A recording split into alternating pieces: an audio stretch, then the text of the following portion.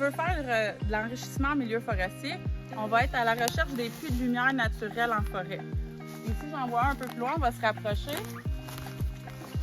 Ici, on est en présence d'épinettes qui sont mortes. Donc, la cime, là, on voit qu'il y en a quelques-unes de vivantes, mais il y a aussi des arbres morts. Donc, ça fait un puits de lumière dans la au sol qui va être propice à la croissance des arbres en enrichissement. On peut le faire avec, dans des zones de mortalité naturelle, mais aussi après coupe forestière, s'il n'y a pas beaucoup de régénération préétablie au sol. Quand on souhaite planter un arbre, il y a différents critères à respecter, dont la profondeur au sol. Pour le déterminer, ça va être différent en milieu forestier que dans des champs labourés, par exemple, ou en milieu engazonné. Mais ici, en milieu forestier, on va rechercher à ce que le dessus de la motte aussi, de la motte de terre, soit en dessous de la litière forestière et de la zone qui est semi-décomposée. Donc, on va ici avoir une première couche de la litière de l'an passé, qui n'est pas décomposée encore, qui s'enlève facilement comme ça ici. C'est vraiment les feuilles en entier. Ensuite, on va avoir une autre couche qu'on est capable souvent de mettre la main en dessous. C'est la couche semi-décomposée avec les racines de surface. Donc, on voit ici vraiment une autre couche. Et ensuite, on vient chercher le sol minéral. Donc, le dessus de la motte de l'arbre doit se retrouver au niveau du sol minéral. Puis ensuite, c'est là qu'on va renterrer notre plante, qu'on va le compacter là, avec nos bottes. Pourquoi est-ce qu'on ne veut pas qu'elle soit plus surélevée? En fait, c'est parce que la partie de la litière forestière, c'est l'horizon du sol qui est le plus exposé aux extrêmes climatiques. Et si les racines fines sont exposées comme ça, ils vont être plus propices à sécher rapidement, par exemple, ou à être inondés rapidement. Ça peut, dans le fond, atteindre la croissance de l'arbre ou même sa survie. Ici, on a des arbres à racines nues que j'ai pris en milieu forestier pour donner un exemple.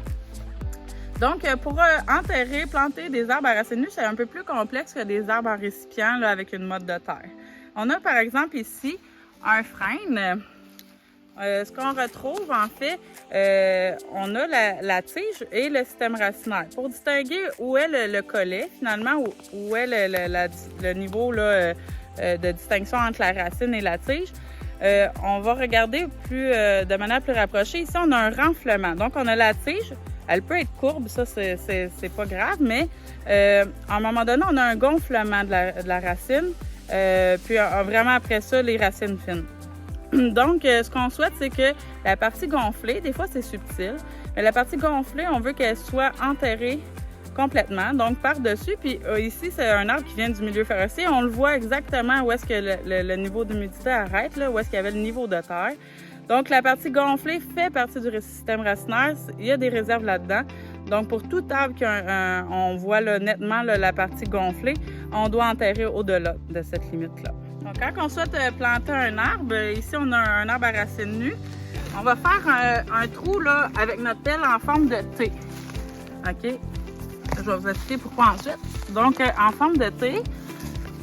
Donc, après avoir fait mon T, je vais glisser ma main le long de la pelle, parce que mon trou est déjà fait, pour enfoncer la racine jusqu'à ce niveau-là.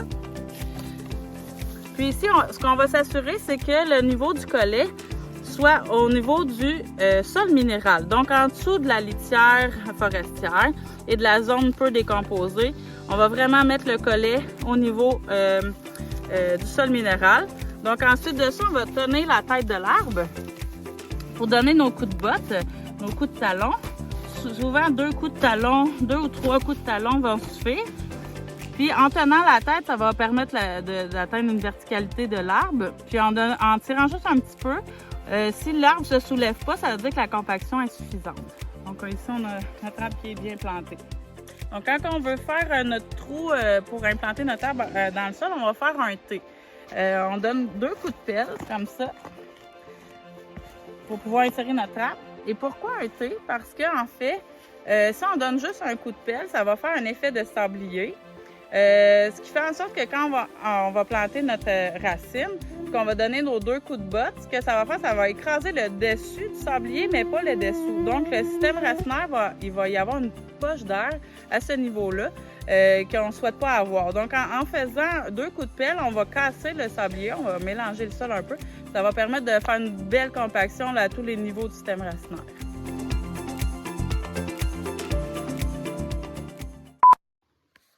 on voit des mouches. Moi, j'étais en train de me faire... J'avais le goût de faire...